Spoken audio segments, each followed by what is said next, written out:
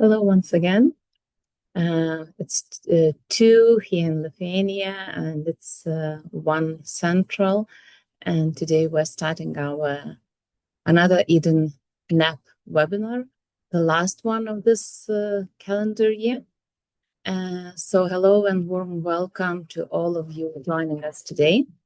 I am Giedrė Tamoliūnė, Associate Professor and Researcher at Villaescusa University and the Deputy Chair of Eden Network of Academics and Professionals, or also known as Eden NAP Steering Committee. Eden NAP is the bottom-up initiative established by Eden Senior Fellows, serving as a platform for knowledge building and sharing, as well as academic and research discussions initiated by the network members. And today's webinar is a great example of the initiative when community members bring the session idea. Since all our presenters, not maybe all, but Rena and Jeyhun, they approached us during Eden conference last year in Bologna, this year, I mean. And they suggested also the idea for the webinar, which we appreciate a lot. But before we start the presentations, please feel free to use the chat box to say hello and share where are you joining us from, whether it's Kaunas, like in Lithuania, like I am from, Baku, maybe someone is from Vienna, or anywhere else across the globe. We are very happy to have you here today. So as many of you know, Eden has been at the forefront of digital education in Europe for more than 25 years now. And just last month, we successfully wrapped up the 10th European Open and Digital Learning Week. The theme of the week was the Human and AI Partnership, Transforming Teaching and Learning. This session, the whole week, set a great stage for our today's discussion. And if you missed any sessions that you would like to look at, remember that all the recordings are available on the Eden website. I can share the link with you later on. And before I introduce the session and our panelists, some housekeeping agreements and notes. So the webinar is being recorded, and recording will be available shortly after the event, after the webinar, on the Eden website as well. Also, we encourage your participation and active engagement. Please use the chat box throughout the webinar to share your insights, submit questions for our speakers. You may also use Q&A separate box if you prefer it instead of a chat. I will follow the chat and read aloud the questions to our presenters after all the presentations are finished. And the session is planned for 90 minutes, so please plan your time accordingly. And if you miss something, you will always be ready to check the recording afterwards. And now let's switch to our today's topic, which is AI and teacher agency, maintaining human-centered pedagogy in automated classrooms. I think that today we're tackling a question that keeps running through educators' minds too often now. So how do we keep human in the heart of the digital classroom? So, and our panelists will be reflecting on the risks of over-automation, enduring importance of human judgment, strategies for ensuring that our pedagogy remains human-centered in this digital world. So without further ado, I would like to present our speakers, AI enthusiasts and researchers, all three coming from Ada University in Baku, Azerbaijan. And first we have Rena Alasgarova, who is Deputy Academic Head for Secondary School at Baku Oxford School in Azerbaijan, and an Adjunct Professor at Ada University. With background in English language philology and PhD in international leadership, Rena is currently pursuing a second PhD in general linguistics at Charles University in Prague. Her research and professional work include developing AI in education training programs, exploring AI applications in teaching and learning, and advancing sustainable development in education sector. Also, she designed and currently teaches Azerbaijan's first master's course on the ethical and practical use of AI in education at Ada University. These are very significant tasks that you are doing. Next, we welcome Dr. Jeyhun Rzayev, who is a cultural anthropologist with a historical background. He earned his PhD in 2014 and is currently an assistant professor and lecturer in the School of General Education at Ada University in Baku as well. His research explores higher education and its role in the social and cultural development of Azerbaijan, and he also works on issues of cultural heritage. Most recently, he investigated the cultural perception of artificial intelligence. He is a co-editor of the Public Humanities Special Issue, AI and Cultural Identity.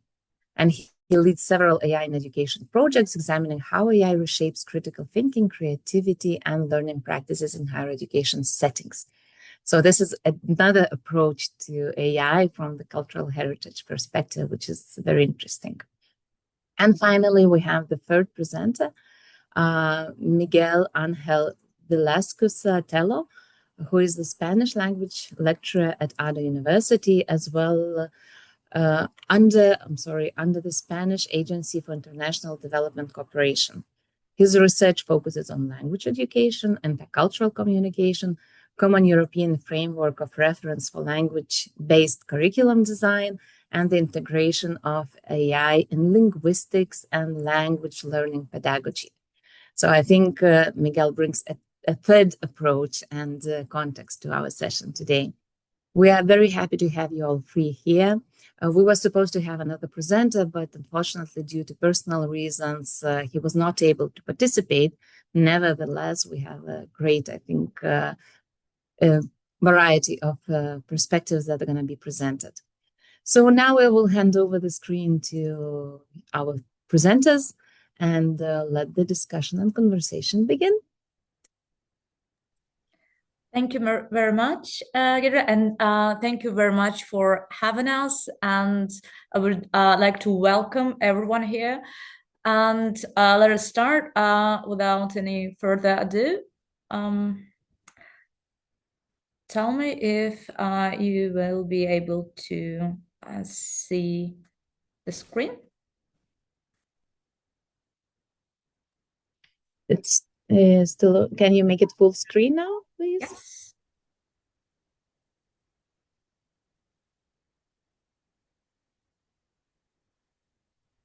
Yes. Here it is, I guess. Yes, okay. Now we see it.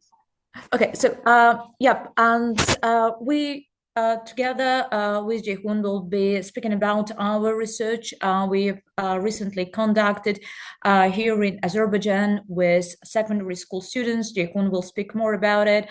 But to begin with, I would like to start with one classic cognitive reflection example. Here is what you see. So it's like a bat and a ball. They cost $1.10, and the bat cost $1 more than the ball. How much does the ball cost? Can anyone type what they think? So how much is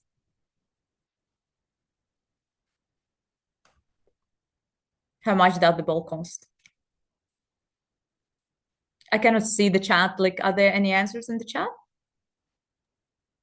We have $1.05. We also have 5 cents.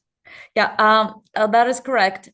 Those who said that the ball is 10 cents is wrong. So the ball is 5 cents. Very many people usually say 10 cents. And this is where we use system 1, not system 2. According to Daniel Kahneman, system 1 is fast, automatic, emotional thinking. And system 2 is more deliberate, analytical thinking. So whenever we come with the decision fast, system one takes place, and this is what AI basically does. So when Kahneman distinguishes between two thinking models, he said that whatever comes first to our mind is system one. LLMs and tools like ChatGPT, Gemini, Perplexity AI, and whatever tools, they often behave like a powerful system Y partner to students, because it looks confident and because they have quick answers ready for them. And but like this fluency creates the illusion of accuracy, and we'll speak about how students, they trust speed over depth. And this is where teacher agency becomes essential, is because teachers need to show how system two can bring them to the correct answers.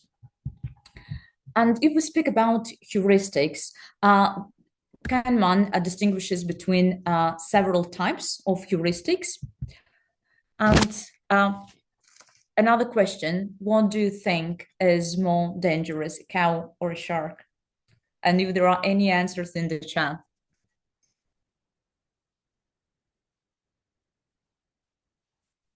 There are no answers yet. Okay. So maybe it's the cow in this case. Yeah, exactly. So cows, they kill approximately 20 people per year, while sharks kill only 5 people per year. But this is what Kahneman calls availability heuristics. Availability heuristics means we judge something to be true or important because it comes to mind quickly. So when we think about the shark, we think of a shark as a dangerous creature, as a dangerous animal, and no one will think that cows can be actually more dangerous than cows.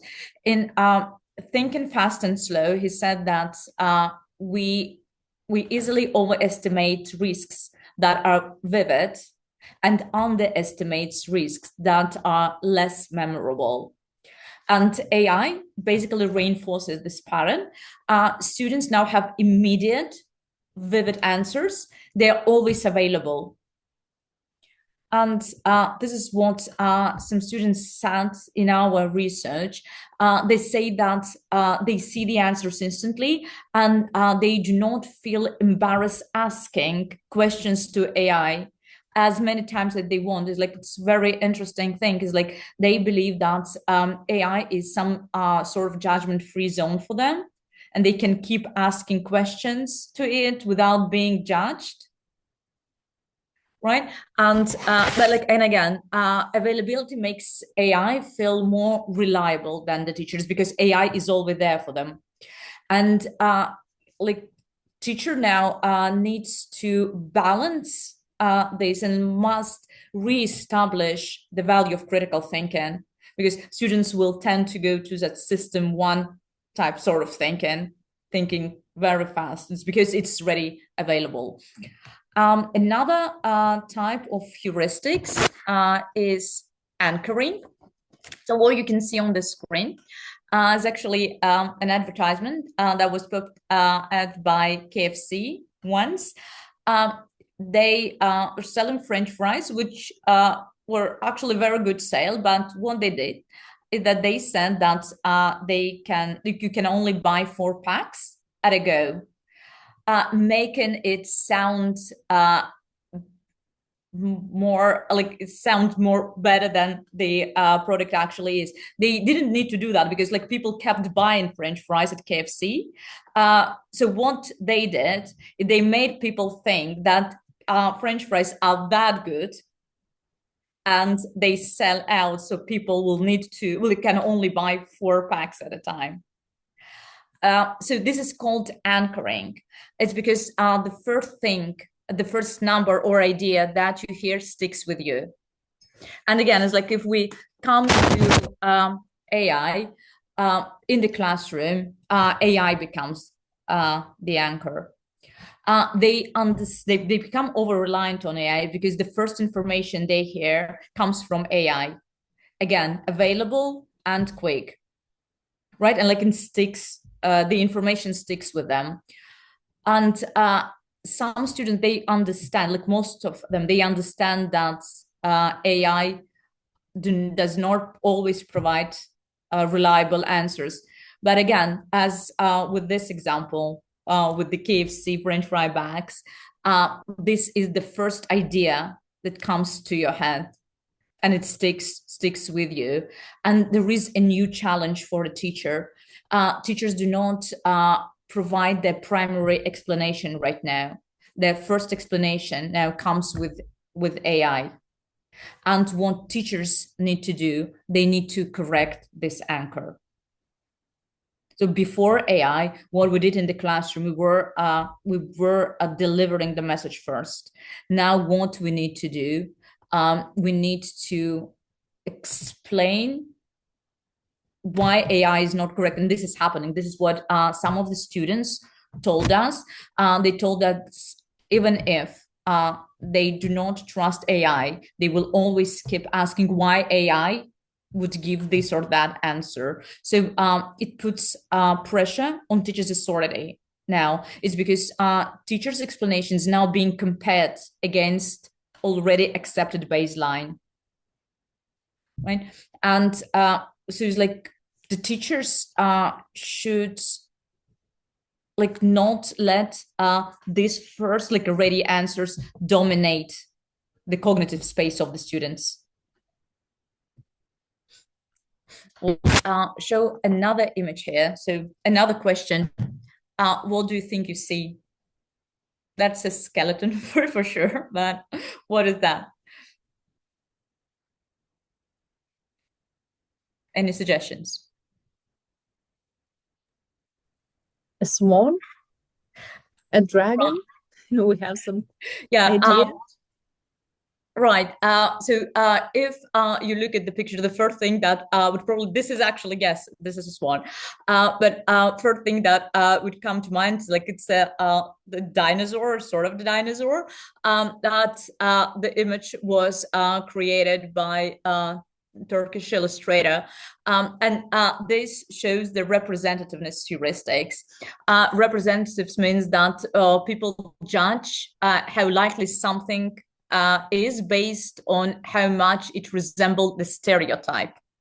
So like if you see a very strange looking skeleton, you'd probably think that is a dinosaur. Or like with very many dinosaurs, the dinosaurs like T-Rex, it could have fur or feathers, we do not know. But like this is because we have our own stereotypes and we judge the thing based on that. And again, this is something we found out. Like with AI, representativeness appears when students assume AI output is always authoritative because it sounds confident, because it sounds academic. Like another example, like I remember myself when I was a kid, I would wear glasses, and like I was, I don't know, like 35 years ago, like my classmates would always want to sit with me because they said like, oh, you're wearing glasses, you might be clever because you might have been reading books. And again, like this is the puzzle that they built in. They think that like if you read a lot, you will have to wear glasses, and yeah, like that scenario builds up in their head.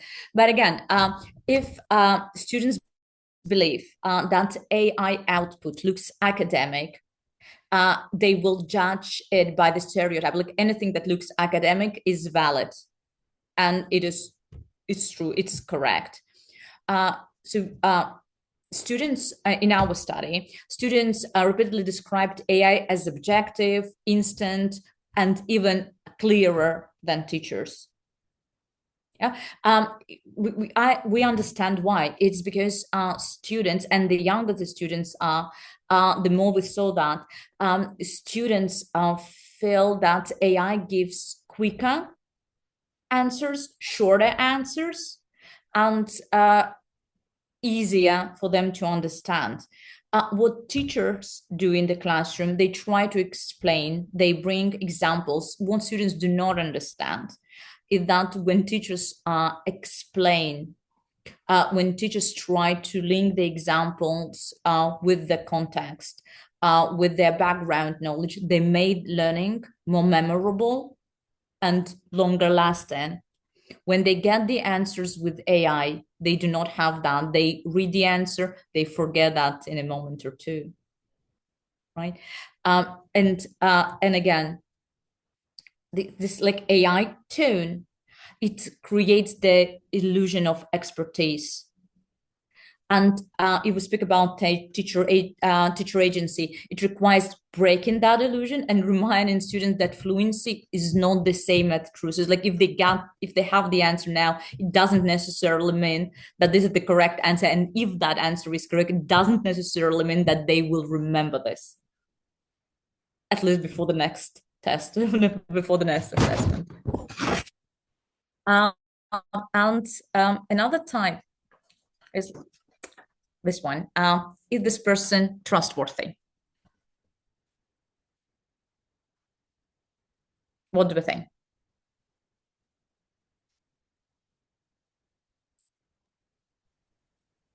Could be yes. Okay. Yep. This hard to say. This is attribute substitution. We do not know. You cannot tell by a picture whether the person is trustworthy or not. You need to know very many other things about the person to actually say whether the person is real, whether you can trust the person or not. So attribute substitution occurs when the brain replaces a hard question with an easier one and without noticing. So what you might have asked now, whether the person is nice and smiling, and your brain will say yes, and you will automatically say, yeah, I can trust this person. It's because your brain tries to fill in the pieces of information which are not available to you to answer the question. So, and again, if we speak about AI, students might be like, they won't be asking whether the explanation that AI gives is pedagogically correct. They would never ask that. They would, the thing that their brain would ask is whether it sounds academic enough. And if the answer is yes, brain will take it as you can use that. And the substitution is at the heart of very many tensions observed in our research. And some teachers, they said that they are competent with AI now. It's because like if students have their devices on them, they keep asking questions about the topic, about the matter of instruction, and they keep comparing what teacher says to what AI produces, right? And what teachers should be doing is to help students use right questions and develop critical thinking, deeper thinking, and be critical of how they use AI. And the last but not least is what you see is all there is. So another thing that Kahneman wrote about in his book. So let's have a look at that. Tom is of high intelligence, although lacking true creativity. Let me put that down. He has a need for order and clarity. And the question is, like you can see the case on the screen, the question is, how likely is that Tom is a computer scientist compared to like other fields?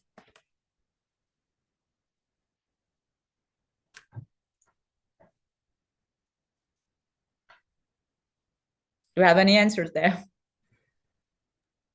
No, not yet. Maybe someone still reading the text. Okay.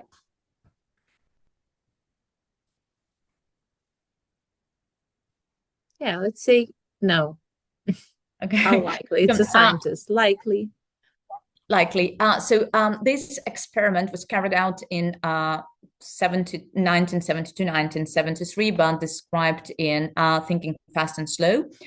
In very many in that experiment, the majority of people said that Tom is computer scientist, and this is because what you see is that is all there is the thing in our brains is that would create pieces of information which are not available to build up the whole picture. We do not know very many things about Tom, but we think that he might be a good computer scientist, or he is a computer scientist, as with representativeness heuristics. So you your brain, like if you see the whole picture as the whole like puzzle, your brain starts to create those pieces that are not available for you to see the full picture. And that is why, like, when you use system one, you may make wrong decisions. It's just because you do not have enough information.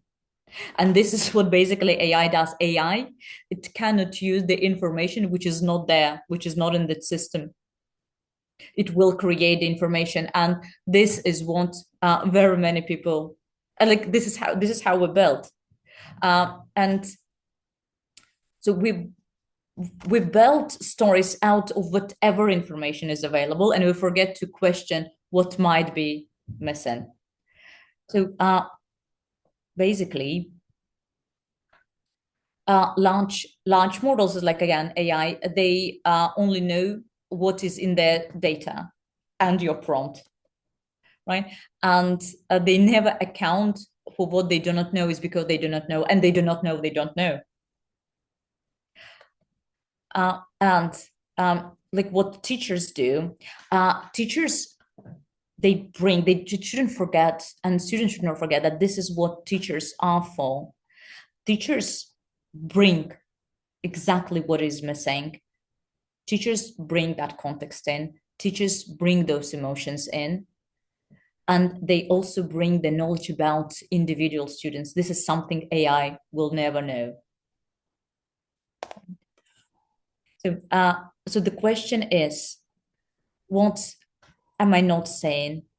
And what AI is not saying? Because what am I not saying is a human skill. To ask that is a human skill, not AI. And I believe this is all on my side, and I will give the floor to Jeyhun, who will speak more about our research. Thank you. Jeyhun, on to you. We'll start. Thank you very much. Thank you. We'll switch camera and share. Please tell me if you can see the screen.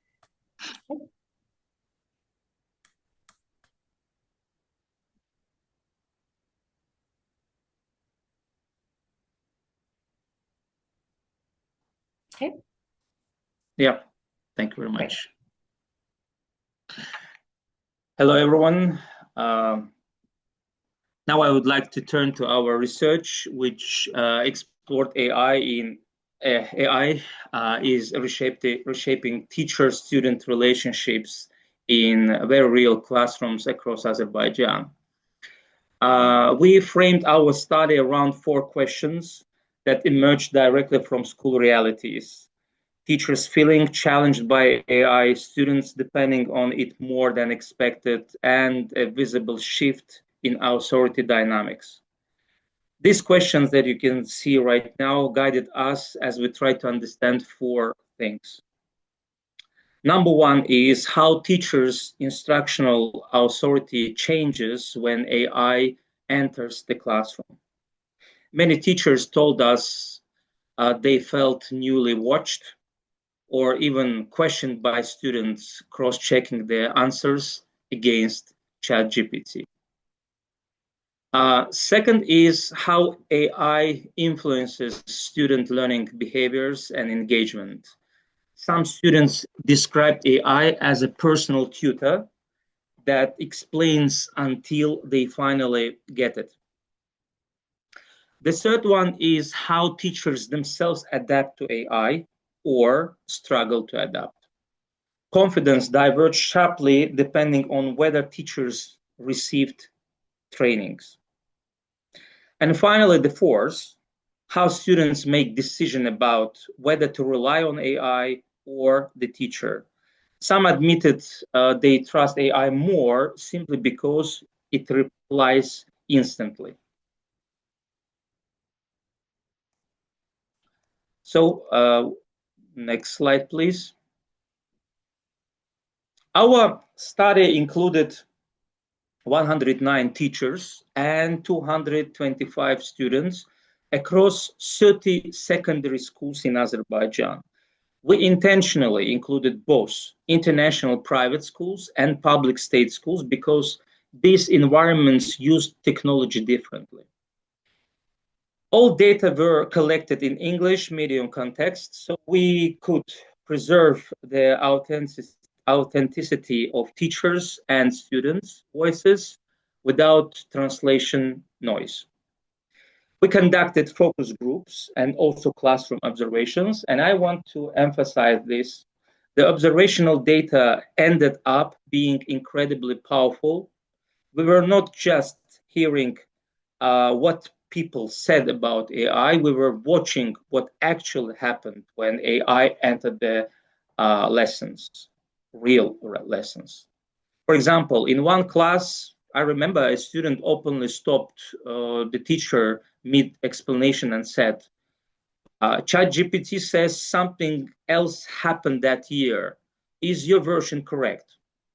Moments like these show the role. Unfiltered shifts occurring in instructional authority. Next is technology acceptance model, which we also used in our research. We use the technology acceptance model as it gave us a structure for what we were already observing. Technology acceptance model became a useful way to understand. As you can see, first, perceived usefulness, which includes why students increasingly prefer AI explanations. Perceived ease of use, why teachers struggle without training. Attitude toward use, why some teachers feel empowered and others feel threatened. And the last, behavioral intention, why students say they will use AI forever, but teachers hesitate. Well, let's go one by one and highlight each of this part. Perceived usefulness.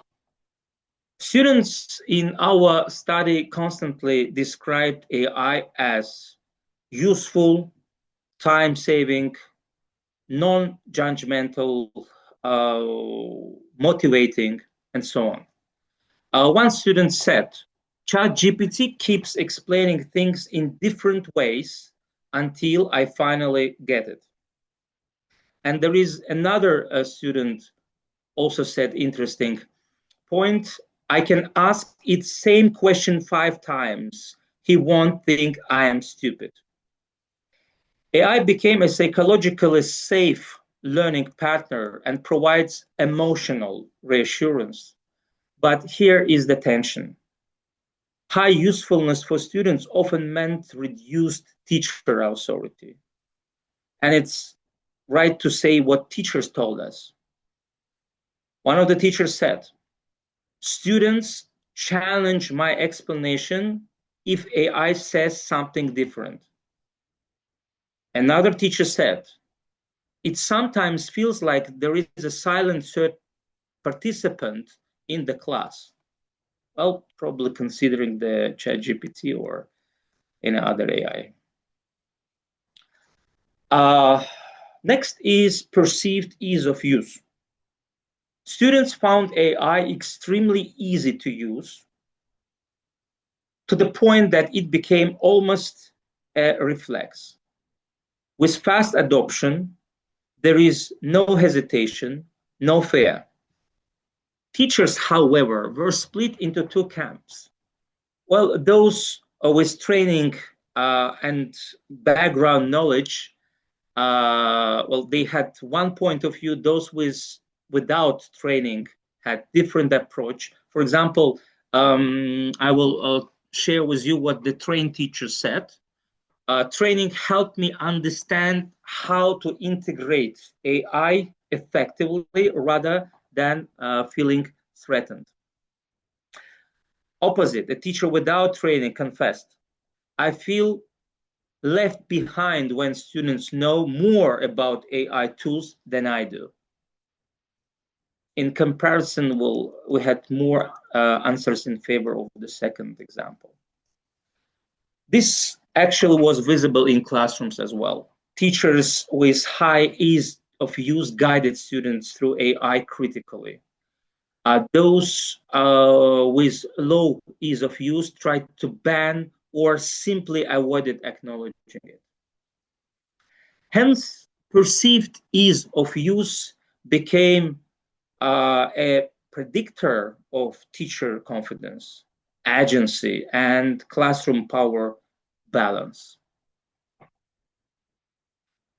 Next is behavioral intention, also interesting approach. For example, students were very clear, if I can summarize, AI is here to stay. They expressed strong long-term intention to use AI, not just for homework, but for learning strategies in general. In comparison, teachers, however, expressed conditional intention.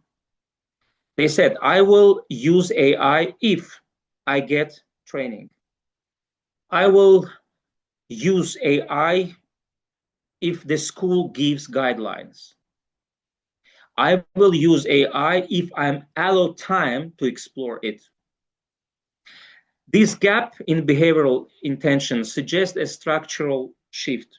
Students are already living in an AI augmented learning world. Teachers are being pulled into it, often, unfortunately, often without support. Long-term behavioral intention indicates that classroom dynamics will continue changing unless teacher agency is intentionally protected.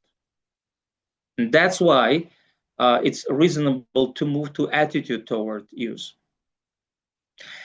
In our study, attitudes toward AI are emotionally shaped orientations that structure daily classroom interactions. Students demonstrated overwhelmingly positive attitude toward AI. They associated it with independence, confidence, and reduced anxiety, particularly because it allows them to ask questions, receive feedback, and explore ideas without social exposure. For many students, AI was experienced as emotionally safe and cognitively enabling, which contributed to strong acceptance at the attitudinal level. Teachers' attitudes, however, were markedly core complex and emotionally charged. While some educators perceived AI as a supportive partner that could coexist with human authority, others experienced it as a destabilizing, producing anxiety related to speed change, loss of control, uncertainty about professional identity. Well, these divergent attitudinal positions were not simply about functionality, but about what AI symbolized within the educational space. Crucially, this mismatch in attitudes contributes to a subtle but significant shift in classroom emotional climate. Students often became more comfortable cognitively and emotionally orienting toward AI, of course. Well, while teachers, in some cases, of course, they became increasingly vigilant, defensive, or uncertain. As a result, classroom began to function as negotiation spaces between human and machine authority. That's what was observed by us, rather than as a clearly teacher-anchored pedagogical environment. What is important to emphasize here is that attitudes toward AI are not culturally neutral. We argue that attitude toward use is shaped not only by pedagogical experience, but also by broader cultural narratives about technology, authority, knowledge, and progress, etc. Cultural perceptions of AI predispose both teachers and students toward particular emotional and epistemic stances. As you can see on this slide, this cultural dimension of attitude is something we explore more explicitly in a forthcoming series of articles within the public humanities context, focusing on AI and cultural identity. That work examines how social or societal, that would be right, narratives, historical relationships to authority, and educational traditions mediate how AI is perceived and trusted across contexts. In this study, we can already observe that attitudes toward AI are not merely personal preferences, but culturally situated dispositions that reshape interaction patterns, power relations, and emotional alignment in the classroom environment. And the last, but not least, is human in the loop, an important part of our investigation as well. One of the reasons human in the loop is so consequential is cognitive rather than technical. AI systems align very naturally with fast, intuitive modes of thinking. They provide immediate answers, polished explanations, and sense of emotional reassurance. Always minimal effort from the learner. As a result, students are subtly encouraged to treat AI output as a completed knowledge rather than as a material that requires further interrogation. Teachers, by contrast, operate in a slower cognitive register. They introduce uncertainty, context, contradiction, interpretation, and ethical judgment into the learning process. Human in the loop is the mechanism through which this slower, reflective mode re-enters AI-mediated learning. It interrupts automatic acceptance and reopens space for evaluation and meaning-making. Without that interruption, learning may become increasingly efficient while simultaneously becoming more superficial. Our findings indicate that power in the classroom no longer rests primarily on who possesses more factual knowledge. Instead, it rests on who interprets information and, crucially, who legitimizes it. Human in the loop keeps this legitimizing role with teachers. When educators actively mediate AI use, instructional authority is preserved, teacher-student relationships remain stable, and students continue to orient both cognitively and emotionally toward the human educator rather than toward the system. When the teachers are removed from that loop, even in subtle ways, authority begins to fragment. Relationships thin out, classroom trust becomes less stable. This is why human in the loop should not be understood merely as a matter of technical oversight. It is a form of relational governance that protects the social and epistemic structure of schooling. Our research leads to a clear conclusion: AI must operate independently of teachers' educational contexts. Teachers provide contextual understanding, emotional intelligence, moral judgment, and knowledge of individual learners, capacities that AI doesn't possess. For this reason, policy and institutional frameworks must ensure that teachers retain control over how AI output is reviewed, interpreted, and applied pedagogically. AI should support professional judgment, not substitute for it. When teachers remain firmly in the loop, AI functions as a powerful pedagogical ally. When they are removed, intentionally or unintentionally, teacher agency erodes. And with it, the relational foundations on which meaningful education depends. Well, I will stop here. Thank you very much. Well, I was with one eye observing that there were messages in the chat, but I think we'll come back after Miguel's speech. Miguel, the floor is yours. Thank you very much. Hello, everyone. Thank you very much. Thank you very much, Jeyhun. Thank you for having me here. It is my pleasure. I think I'm going to be talking about something a little bit more practical, and I'm going to have the everybody in this Zoom call voting for something. So let me share my screen right now. Okay, 1 second. Yeah, so now you can see my presentation, right? My part. Well, my name is Miguel. I'm the Spanish lecturer at ADA University. I teach Spanish. I have also experience teaching English in the past.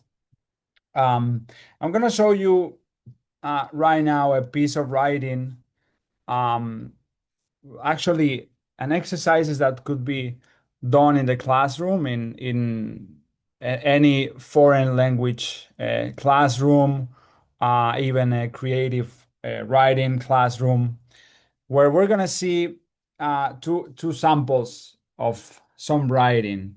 I'm going to have we're going to imagine that a student is going to write about a memory, about I call this a nostalgic memory. We're going to see this why, because we know that emotions are something that humans have, okay?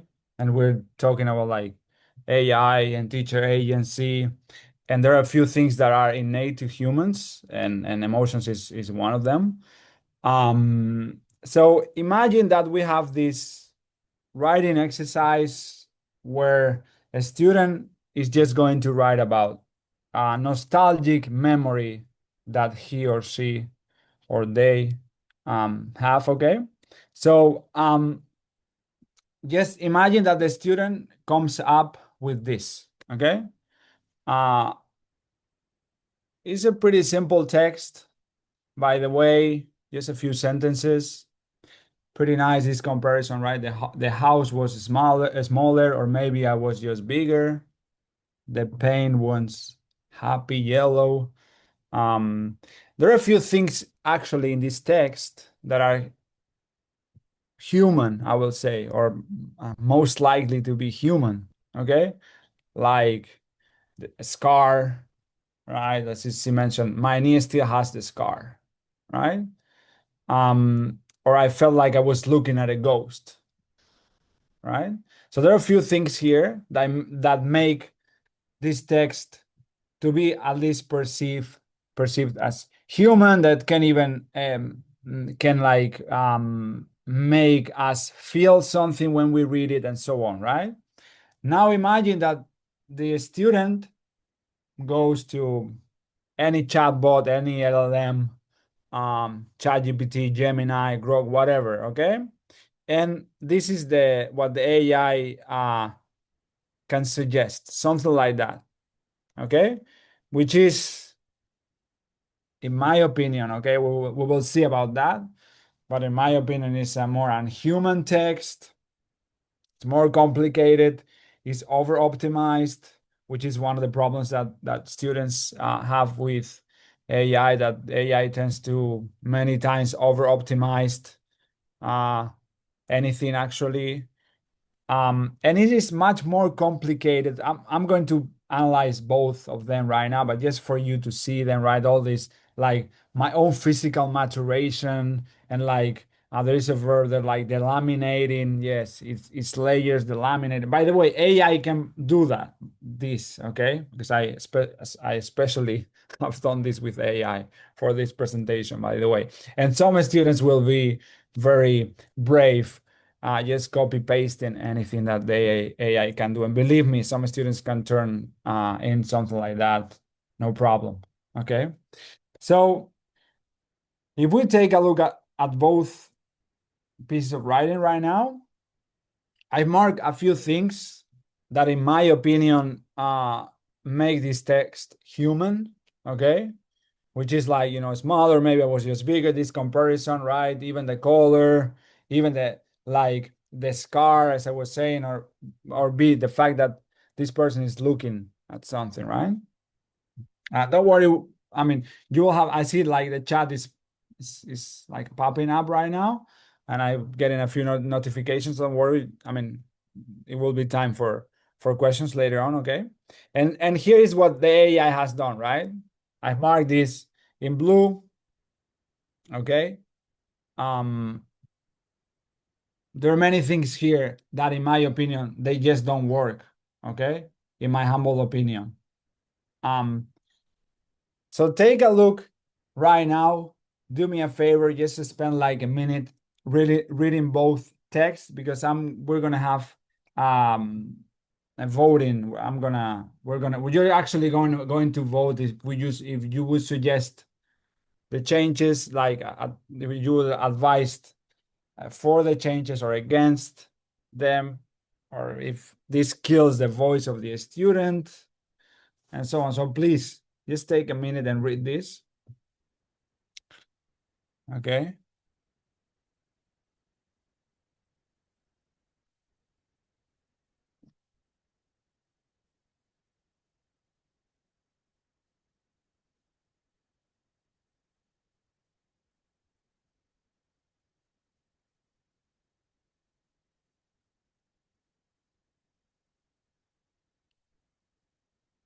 Okay, so now I'm going to ask you to scan this QR code. I can copy the link on the chat as well. So 1 second, I'm going to actually stop sharing for a moment, okay, and copy the link to the chat as well. All right. Yeah, 1 second. Yeah, there we go. For everyone, for everybody. Yeah, there we go. So you can vote there. I'm gonna actually right now I'm going to show the QR code again, just in case somebody is needs it. And I would like to move on to the survey actually. Okay, we will see the results in real time, by the way. So in case you need to scan this again. Okay, let me change to, so I'm getting some results already. Yes, I'm just gonna give you a minute. Just let me know if you would like to see both texts again, or not. Let me refresh that.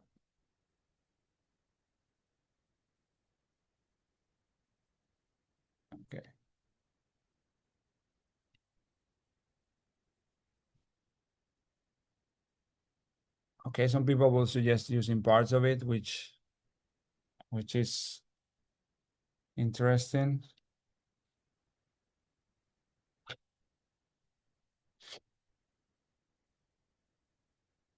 You actually, I can show the QR code once again. So check this out. Okay. There you go.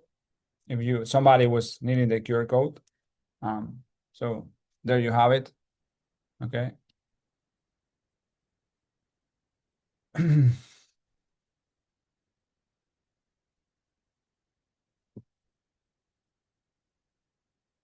Yeah, I know we don't. It is true. Like, I didn't give enough like background about, but just right off the bat, do you think like the second text is actually, I mean, human? What would you be happy to read such a text as a teacher?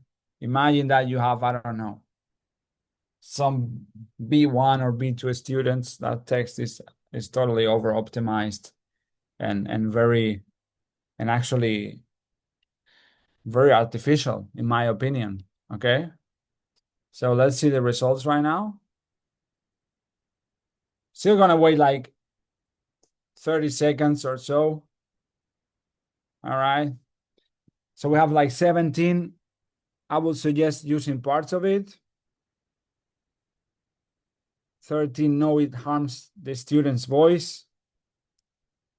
Okay, so you're between both, right? Maybe some parts or not. You wouldn't like these two to be implemented.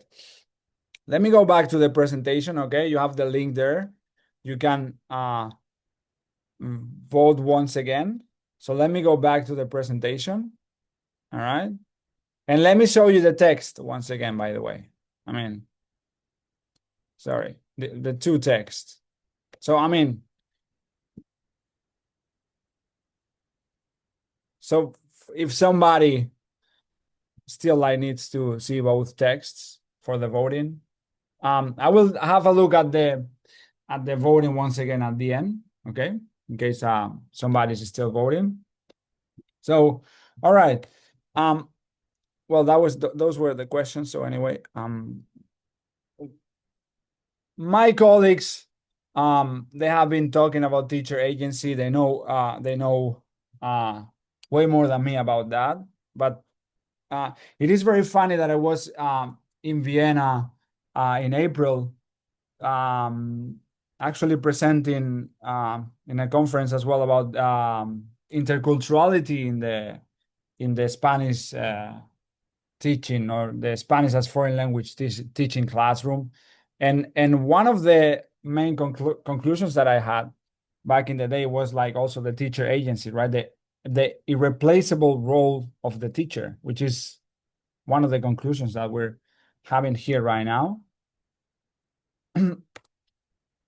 Why is that? Because the teacher can apply wisdom, and not only wisdom, the teacher can apply context, the ethical framework over a huge variety of things that happen in the classroom, right? And that's very important. The teacher knows how to navigate through many things that are going on pedagogically. And AI, right now, it is true, like we have some agents. I'm an AI user, also not only for my teaching, but for us as a person. It is true, like AI agents are actually moving forward pretty fast right now. But still, they have lots of information, you know. We as teachers, we're also we're here to assess what is the student really doing, and the intellectual effort and the process. We shouldn't allow the students to just like mask their deficits with AI, which is what is happening a lot in the classroom, right? The students are actually filling their gaps with AI, which is not technically a problem, but we at least need to maybe oversee that process. Okay, so that's actually our agency. And I think I'm not against AI. I gotta say that, but I think like my experience is that we don't give the students enough context and enough like clear guidance on how to use AI. The world right now is in this stage. We don't really know how to use AI a lot in the classroom. We don't have like a lot of guidance, the teachers as well right now. So, but I feel like in the classroom as a teacher, sometimes we can give them more guidance, right? Maybe focus on the process, as I'm going to say right now, right? Because I see the AI right now as a companion, which is what I'm going to be talking about right now, right? Why is a companion? Because the AI can do a lot of things. Like, I mean, sorry to break it to you, but I think like right now, any major AI model, the IQ is pretty high. I will say like it's pretty intelligent, has a lot of information. So AI can do a lot of things like we right off the bat cannot do. So having the AI as a companion is a good idea. Why wouldn't you have something that is very intelligent as a companion? But I think like maybe a lot of the problems that I see right now in the classroom is that many students focus on the final product instead of the process. So maybe having AI as a companion is a good thing, but focusing on the process and working together instead of just focusing and copy pasting something. At least sometimes I see that in my class. Okay. AI can be used. I encourage my students, for example, to use AI for ideas. For example, that's pretty good for ideas. For feedback, is for typos. AI is great for typos, especially when you're writing something long. Okay. Even for expansion of your own text, maybe you want to or for improvements of your own texts as well, of your own productions. It doesn't matter. I mean, it doesn't matter what you really teach here. If you're teaching like languages or if you're teaching, I don't know, architecture or physics, you're dealing with texts that the students send you, and you're writing text as well as a teacher, professor, instructor, and so on, right? So yeah, this AI as a companion is not only for the students, by the way. Okay. I think we should protect the student's voice as well. This point is interesting because what I showed before was over optimization. What I do believe that is a problem.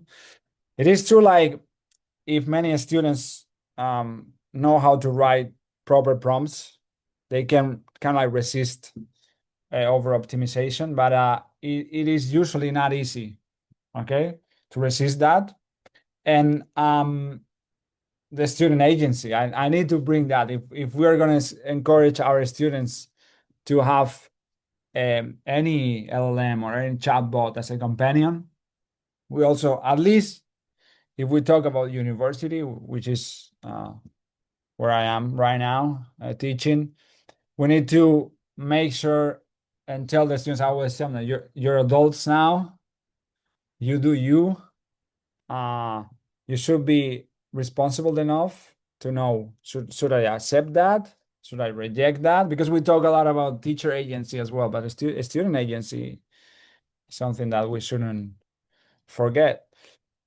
And lastly, I know many of you are very worried about, is AI going to take our job? Is it going to, of course, there's going to be some displacement in the educational world. And I feel like when some colleagues are not using AI right now, that they're really falling behind. And we must implement this with our teaching and with many things that we do, and can be implemented in different ways. So in my opinion, in this type of activity that we saw before with this, instead of maybe being just proofreaders, right, as teachers, maybe we should try to develop other skills in our students using AI, which can be done, by the way. Or maybe we should use AI as something that can enhance, especially the soft skills, right? I talk a lot about soft skills with my students. They know that. Having soft skills is what actually is going to allow them to have a better job usually, right? Like critical thinking, creativity, leadership, negotiation. There are many things in place here. Hard skills are like kind of like easier to get, in my opinion, in our educational system. And I'm talking about the world, not any place related. This is something that I do, which is kind of also our agency, in my opinion. I always try to be one step ahead our students. I know they're going to use AI because they always do. So I try to maybe create an activity that requires some personal reflection, as I did with this activity, right? Or some context, or something that AI cannot replicate, at least not very easily. Okay. Once again, I'm sorry. Some students are good at prompt writing because they use AI a lot, and they can, bypass that, but not all of them. Okay, that's not, most students, they're not actually, let's say, learning a lot about prompt writing, right? They tend to write simpler prompts and so on, and we know like prompt writing is very important for AI. And lastly, I think, at least in my field, right, in teaching languages, or especially when we have a text to correct and so on, we focus too much on maybe the final product, right? So maybe we should also shift this a little bit. Maybe we can have, many times I tell my students like, well, can you do this draft with this draft with AI and see what happens? Or this outline, or this annotated whatever, annotation of something, and see what happens. And maybe I'm trying to make sure that they are critically aware with AI, and that they can say, well, this is not good, and AI gave me this whatever draft, and it's horrible, right? So that also that's also related to by the way, to the student agency. That's all for me. Thank you very much. I think we move to the Q&A. I think there's a Q&A, if I'm not mistaken. Well, once again, thank you very much for everything. I think there is a Q&A. Oh yeah, by the way, I think I can still see the voting thing if you want me to show it. I think there is some updates here, I believe. Okay. Yes, but still very close though. Like some people will suggest using parts of it, which I'm happy with that. At least you didn't say yes, so I'm happy with that. Thank you very much. Thank you, Miguel, for your presentation, and thanks to all three of you for your interesting presentations and for sharing your experiences. And I believe that Jeyhun community who are participating here already have a very high critical awareness on when to use and whether to use AI in some cases. So that's why the split between different answers might be like this, like that no one is agreeing with using it. I think also it was Charlie, yes, who, thank you a lot for being active in the chat, who shared this good idea inside that even though the first human text is quite simple, it still works. Other one is too machinery maybe, and So thank you a lot for these engaging presentations, and also for participants who are raising their concerns, sharing their own insights as well. We have several questions, maybe, and notes. Please feel free to add your questions in the chat. We'll be happy to cover. We have some time still left. And one question was related more to the research itself that you presented. I saw that Jeyhun answered in the chat, but maybe you can comment on it as well. It was about having this attitude towards using AI as part of technology acceptance model, how you measured it. Could you please comment? Yeah, I can take this. I think Bruno asked that question. I've already have some answers in the chat, but usually theory acceptance model is checked through quantitative research rather than qualitative. It, however, was used in some qualitative studies, and that is why we also did that in our research. So we measured that in focus group interviews rather than in classroom observations, and with some specific questions. We ask students what they feel about AI, what do they feel about AI related to teachers' use of AI.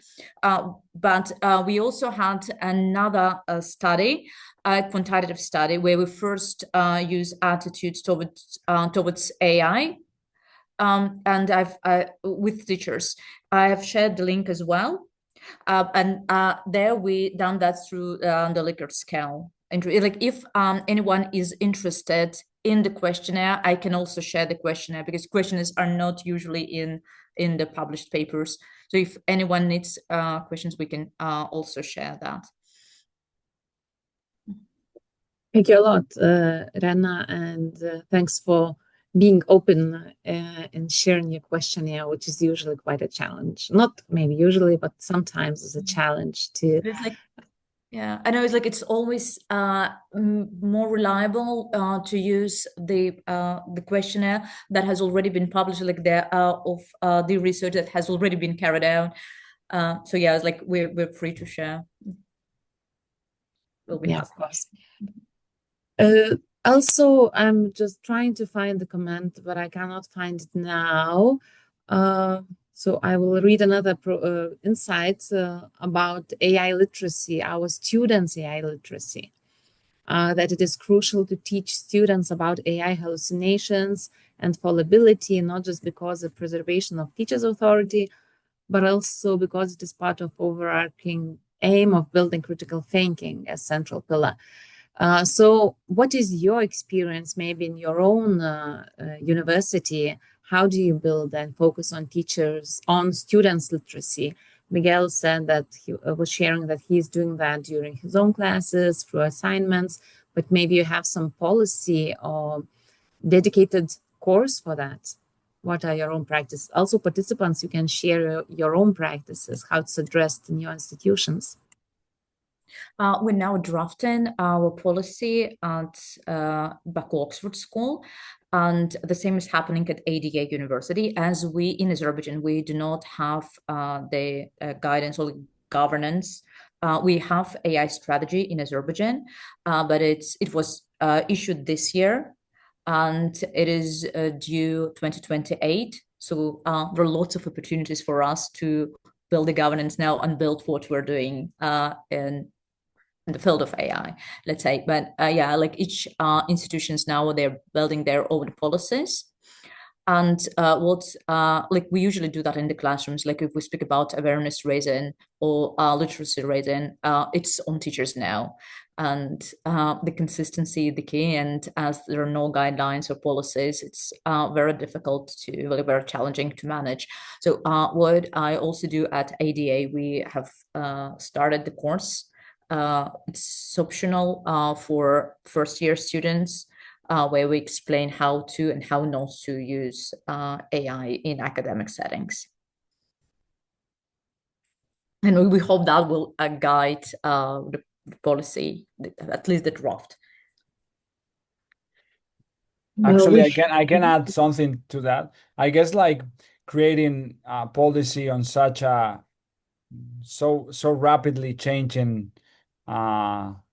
field is kind of like complicated. I do know like the EU also has the AI Act, and they're trying to do something about that. But unfortunately, I feel like legislation usually requires time and actually needs to go like, through various stages. And I feel like by the time that piece of the legislation is out there, we're probably going to have some sort of like new AI or agents. I know like right now AI agents are pretty popular. I don't know if you have tried, for example, Comet, right? I've been testing Comet as a web browser with AI integration. into doing a lot of things. So yeah, I mean, I guess the teachers are like kind of like doing that right now on their own. Yeah. I will also add the existence of AI policy is very important, and I am, of course, for it.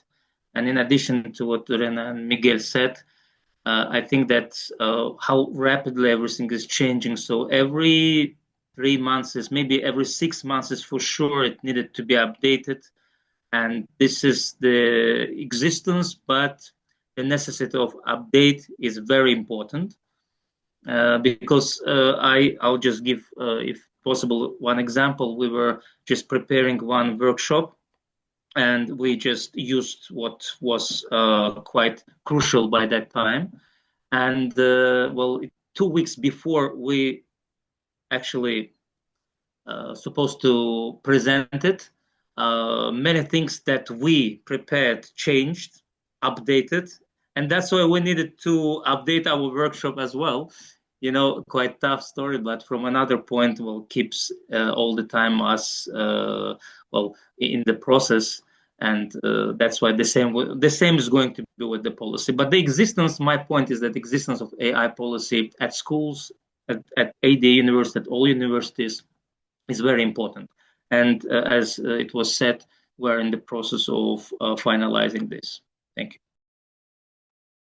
Thank you, Jeyhun, a lot for your contribution. I was also thinking that in our cases, when we give trainings to teachers as well, they ask, like, can you share some tools, AI tools that are good for lesson planning or something? And we always remind them that our focus is more about developing the competence itself, because then tools keep changing. Maybe there are some that have been here for a longer time, but still it's more about the critical awareness, knowing the ethical principles, legal principles, what you can use it for, not for, and just double checking, about GDPR, also all these kind of risks. And I think that ours as educators' responsibility is about informing our learners, either they are adults, as I think also Charlie was saying, or not, but it's our responsibility about spreading good practices or examples and learning by example, how to say. Also, we have one more question by Charlie in the Q&A box, if you can check it. It says that it's subjective, of course, but can you comment on the importance of artistic awareness, cultural knowledge, and respect for human abilities? I think students are going to be faced increasingly with slop, and I think the world will be worse off if they can't identify it and judge it as worse. It has more comments, but just everyone can see, I think. Can anyone comment about this? Artistic awareness, cultural knowledge, and respect for human abilities. Right, it's like I can speak about from the cultural perspective, as Jeyhun said, we are the guest editors, one of the issue of AI and cultural identity. So it's like, I cannot see the question and the chat board, but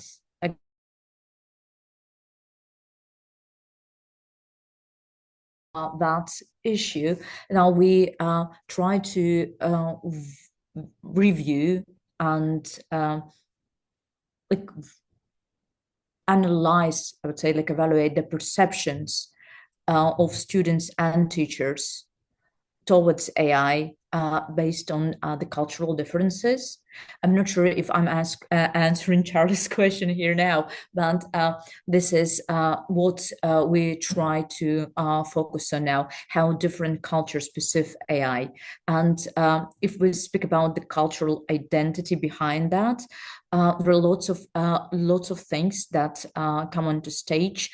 It's literature, films, like media, how technology is perceived per se, linguistic competences, minor languages, heritage languages. There are so very many things to discuss and take into account now. So that's why we decided to have a special issue related to that, and we'll see how it goes.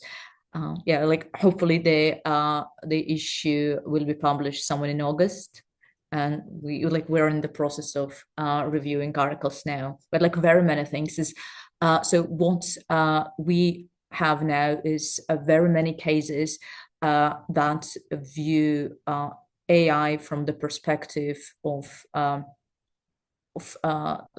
language and linguistic capitalism, which is also very interesting. And the global north, global south, all of kind of stuff.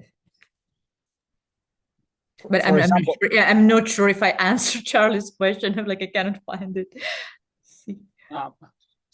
So for example, he mentioned something about like artistic awareness, right? And cultural knowledge. And I know the thing is like, I'm not sure like how AI is going to affect the artistic awareness of the people. Maybe I try to be optimistic.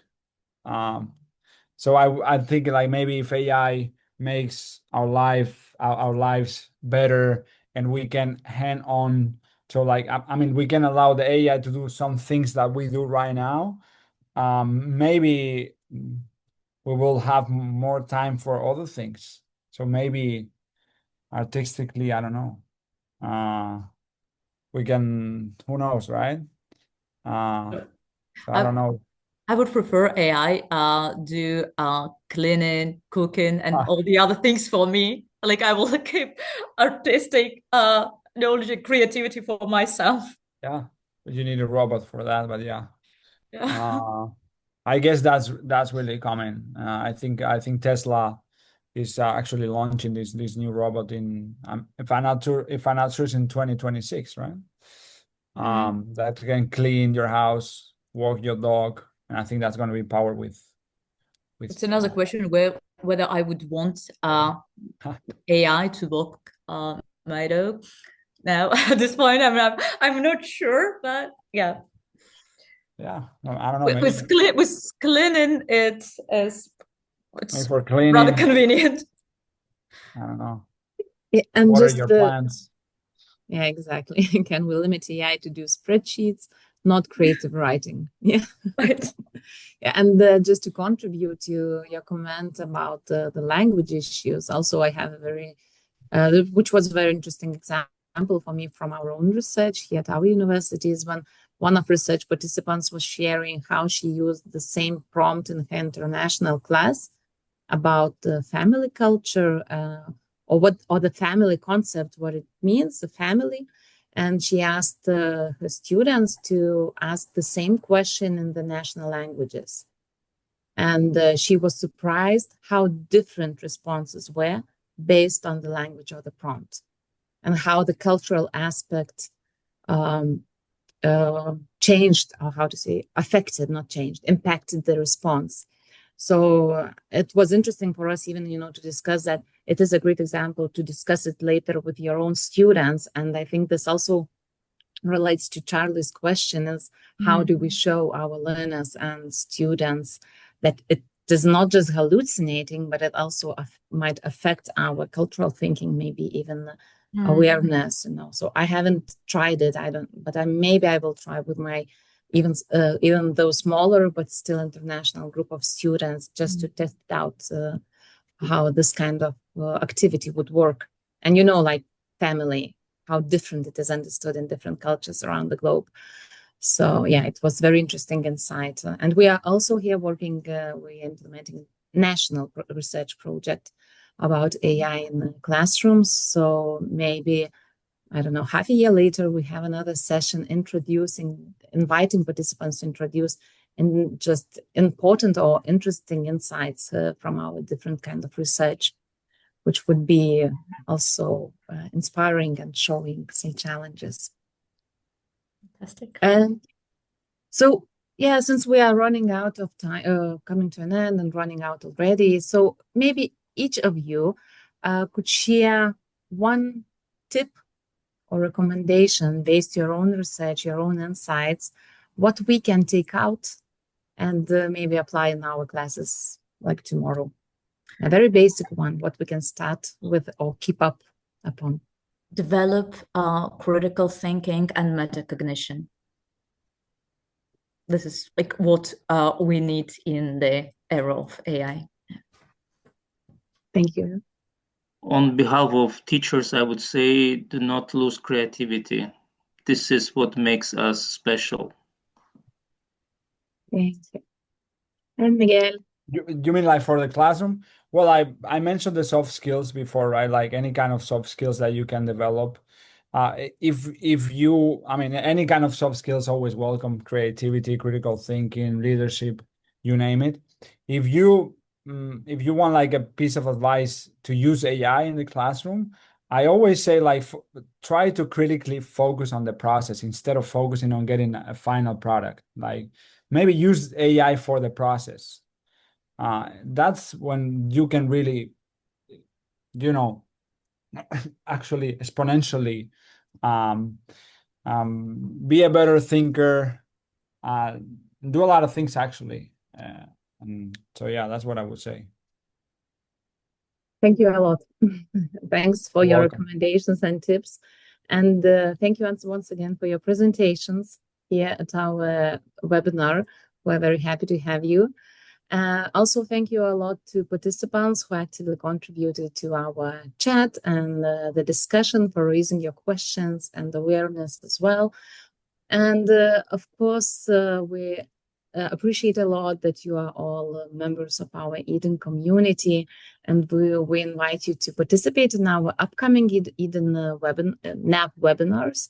The next one in January should be about micro-credentials, but we haven't yet set the final date, so please follow the news.